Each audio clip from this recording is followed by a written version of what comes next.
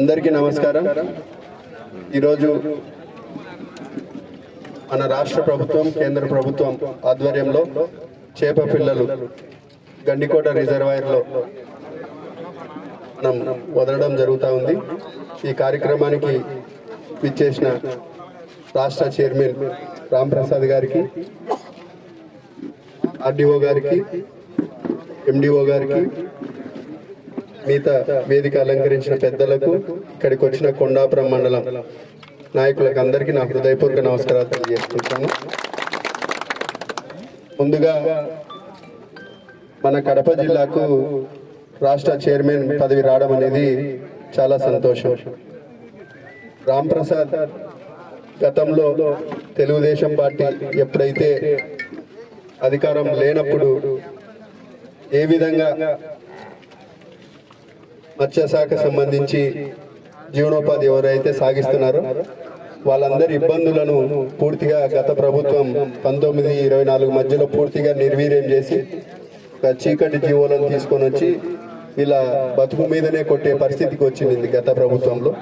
కానీ అప్పటి నుంచే ప్రతిపక్షంలో ఉన్నప్పటి నుంచే ఆ జీవోని రద్దు చేయాలని చెప్పి జిల్లా వ్యాప్తంగా, మండలాల వ్యాప్తంగా ఎక్కడైతే మత్స్యశాఖ వారు ఉన్నారో వాళ్ళందరినీ కలుపుకొని నిరసన గలం ఇప్పి ముందుకు పోవడం జరిగింది. కాబట్టి తెలుగుదేశం పార్టీలో, కూటమిలో ఎవరైతే ప్రతిపక్షంలో కష్టపడినారో వాళ్ళందరినీ గుర్తించి ఈరోజు ఈ ఉన్నత స్థాయికి తీసుకొని వచ్చిందని కూడా మీ అందరికీ ఈ సభ వేదిక ద్వారా గుర్తు చేస్తున్నాను. ఈరోజు మనం గండికోట రిజర్వాయర్ మన నియోజకవర్గంలో, అట్లనే మైలవరం రిజర్వాయర్, 2 రిజర్వాయర్లు ఉన్నాయి. చాలా పెద్ద రిజర్వాయర్లు ఈ 2. దాంతోపాటు చెరువులు కూడా ఉంటాయి మన జిల్లా వ్యాప్తంగా కానీ, మన జమ్నోడులో కానీ. ఈ అన్నిటిపైన కూడా చైర్మన్ గారు కాన్సన్ట్రేషన్ చేసి, ఎందుకంటే మనం సంపద సృష్టించాలా, సబ్సిడీ రూపంలో ఈ చేప పిల్లలను ఈ ప్రభుత్వం ఇక్కడ వదిలిపెట్టడం కూడా సంతోషం. ఎందుకంటే ఎప్పుడైతే చేప పిల్లల్ని వదిలిపెడతామో అది సంపదగా మనకు వస్తుంది. దాంతో మనము మన ఆర్థిక పరిస్థితిని కూడా మెరుగుపరుచుకోవచ్చు అని కూడా ఈ సందర్భంగా తెలియజేస్తున్నాను. అట్లనే ఈరోజు ఈ మత్స్యశాఖ సంబంధించి, ఎందుకంటే ఒక బెస్త లేకపోతే బోయ లేకపోతే తలారి మిగతా కులాలు కూడా దీని మీద ఇంట్రెస్ట్గా ఉండి ముందుకు పోవడం జరుగుతూ ఉంది.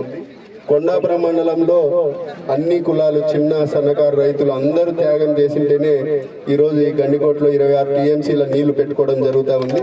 కాబట్టి మిగతా పెద్ద చిన్న కాకుండా, పెద్ద కులాలు చిన్న అనేది కాకుండా ప్రతి ఒక్కరు ఇంట్రెస్ట్ చూపించి మిగతాది కూడా భవిష్యత్తులో, ఇప్పుడు చైర్మన్ గారు ఉన్నారు, ఇక్కడ ఐస్ ఫ్యాక్టరీ కానీ లేకపోతే ఏదైనా ఒక క్లస్టర్ మాత్రం ఏర్పాటు చేసి వీళ్ళను డెవలప్మెంట్, వీళ్ళ స్కిల్స్ని డెవలప్మెంట్ విధంగా కూడా మీరు ఏదన్నా ఉంటే, అవకాశం ఉంటే స్టేట్ లెవెల్లో కూర్చొని ఇక్కడ ఫిషరీస్ని, ఎందుకంటే ఇంకా వేరే జ్ఞాపకం లేదు.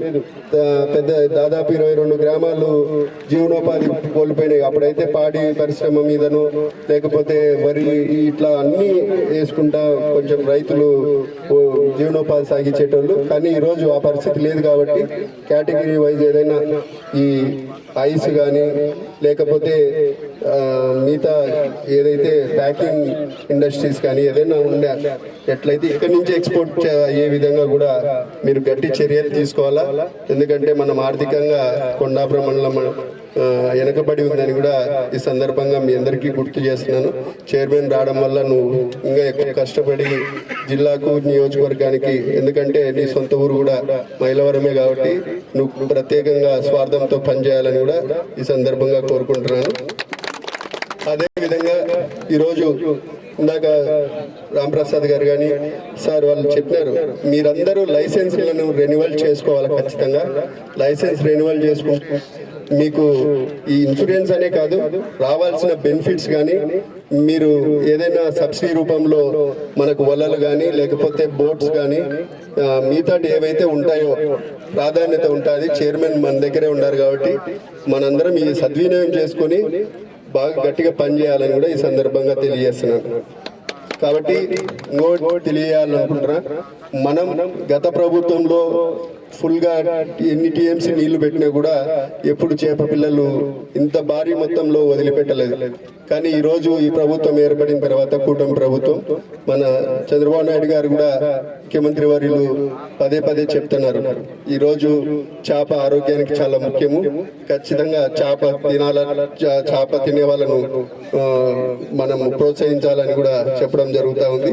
దాంతో భాగంగా ఈరోజు 36 లక్షల చేప పిల్లల్ని ఒక 5 నెలల కాలంలోనే ఈ డ్యామ్ లో గండికోట రిజర్వాయర్ లో వదిలిపెట్టడం కూడా చాలా గొప్ప విషయం అని కూడా మరొకసారి మీ అందరికీ తెలియజేస్తున్నాను.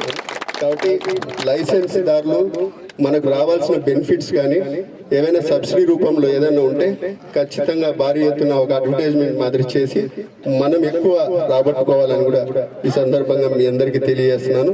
దానికి చైర్మన్ గారు కానీ లేకపోతే మన జమ్మనమడుగు సంబంధించిన ఈ మత్స్యశాఖ సంబంధించిన ఈ ఎవరైతే లీడర్స్ ఉన్నారో వాళ్ళందరూ ఒక శ్రద్ధ చూపించి ఖచ్చితంగా ముందుకు పోవాలని కూడా ఈ సందర్భంగా తెలియజేస్తున్నాను. Thank you. ఈ అవకాశం ఇచ్చిన ప్రజలందరికీ ధన్యవాదాలు. Thank you so much.